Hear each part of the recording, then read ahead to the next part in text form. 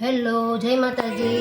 ગણેશ ચતુર્થી નિમિત્તે આપણે બનાવશું આજે મોદક. તો જો એના માટે રવો લીધો છે, માવો લીધો છે, ખાંડ લીધી છે, એલચી લીધી છે, 2 કલરના ફ્રૂટ કલર લીધા છે અને કાજુ બદામ લીધા છે. તો ચાલો બનાવીએ આપણે મોદક. તો ચાલો હવે આપણે છે ને આ જો ટોપરું લીધું છે એને શેકી નાખવાનું છે, થોડું બ્રાઉન થાય ત્યાં સુધી જરાક શેક્યા કરવાનું આવી રીતે 1-2 મિનિટ સુધી.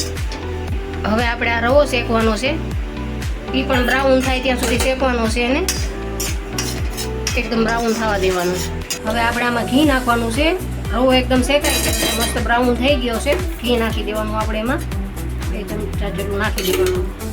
થોડી વાર એને શેકી લેવાનું. રવો શેકાઈ ગયો છે, હવે એમાં આપણે માવો નાખી દેવાનો છે, ઇલાયચીનો ભૂકો નાખી દેવાનો છે અને આ જે સૂકા મેવા આપણે ખાંડીને રાખ્યા છે તે નાખી દેવાનો છે. થોડુંક આપણે રાખશું. હવે આપણી ચાસણી તૈયાર થઈ ગઈ છે. 1 તારની ચાસણી થવા દેવાની, એમાં આપણે નાખી દેશું.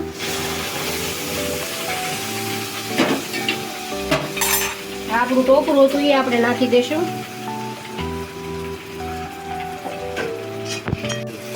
આ કલર આપણે નાખી દેશું.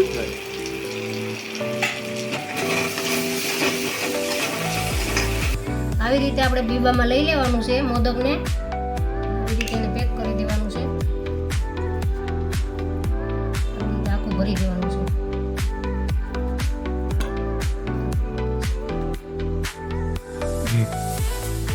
તો આવી રીતે થઈ ગયા મોદક આપણા તૈયાર. જો કેટલા સરસ બની ગયા.